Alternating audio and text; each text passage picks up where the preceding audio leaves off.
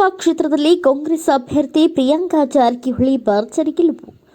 ಗೆದ್ದಿರುವ ರಿಸಲ್ಟ್ ತಿಳಿಯುತ್ತಿದ್ದಂತೆ ಚಿಕ್ಕೋಡಿ ಗಣೇಶಣ್ಣ ಹುಕ್ಕೇರಿ ಇವರ ಇಂದಿರಾನಗರದಲ್ಲಿರುವ ಆಫೀಸ್ಗೆ ಸಚಿವರಾದ ಸತೀಶ್ ಜಾರಕಿಹೊಳಿ ಭೇಟಿ ಕೊಟ್ಟು ಕ್ಷೇತ್ರದ ಜನರಿಗೆ ಧನ್ಯವಾದಗಳನ್ನು ತಿಳಿಸಿದರು. ಇದೇ ಸಂದರ್ಭದಲ್ಲಿ ಪಟಾಕ್ಷಿಗಳನ್ನು ಹಾರಿಸಿ ಸತೀಶಣ್ಣ ಜಾರಕಿಹೊಳಿ ಅವರನ್ನ ಸ್ವಾಗತಿಸಿ ನಮ್ಮ ವಾಹಿನಿಯೊಂದಿಗೆ ಮಾತನಾಡಿದರು.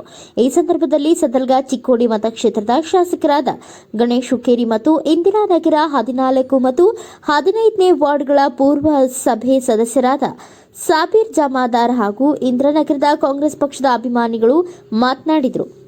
ಚಿಕ್ಕೋಡಿ ಕ್ಷೇತ್ರದ ಮತದಾರರಿಗೆ ಹೃದಯಪೂರ್ವಕ ಧನ್ಯವಾದಗಳನ್ನು ತಿಳಿಸಿದರು. ನನ್ನ ಹೆಸರು ರವಿ ದರ್ಜಿ ಅಂತ ಹೇಳಿ. ಗಾಳಿ ಏನು ನಡೀಲಿಲ್ಲ. ನಮ್ಮ ಸತೀಶ್ ಜಾರಕಿಹೊಳಿ ಕಟ್ ಮಾಡಿ ಈ ಸಲ ಮೋದಿ ಗಾಳಿ ಏನು ನಡೀಲಿಲ್ಲ ರೀ. ಈ ಸಲ ನಮ್ಮ ಸತೀಶ್ ಜಾರಕಿಹೊಳಿ ಸಾಹೇಬರು ವಿಚಾರ ಮಾಡಿದ್ರಿ.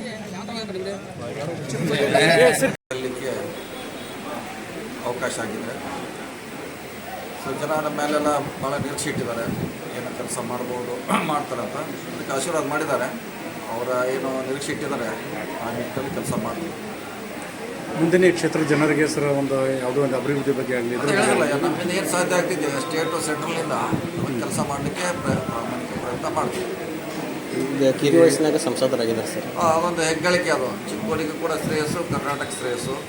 ಮಹಿಳಾ ಕೋಟಾದಲ್ಲಿ ಬಹುಶಃ ಅತ್ಯಂತ ಕಿರಿಯ ಸನ್ಮಾನ್ಯ ಪ್ರಕಾಶಣ್ಣ ಹುಕ್ಕೇರಿ, ಸತೀಶಣ್ಣ ಜಾರಕಿಹೊಳಿ, ಗಣೇಶಣ್ಣ ಹುಕ್ಕೇರಿ ಅವರಿಗೆ ನಾವು ಎಲ್ಲ ಚಿಕ್ಕೋಡಿ ಸದನ ಮತಕ್ಷೇತ್ರ ಚಿಕ್ಕೋಡಿ ಲೋಕಸಭಾ ಕ್ಷೇತ್ರದ ವತಿಯಿಂದ ಧನ್ಯವಾದ ಅರ್ಪಿಸ್ತೇನೆ.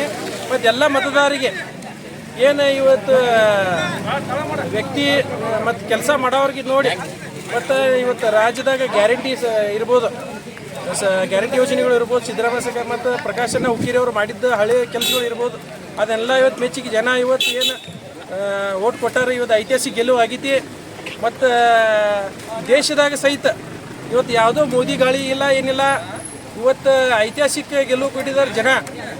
ಮತ್ತು ಇದು ಯುವ ಮಹಿಳಾ ಲೋಕಸಭಾ ಸದಸ್ಯರಿಗೆ ಎಲ್ಲ ಜನರ ಆಶೀರ್ವಾದ ಮಾಡಿದರು.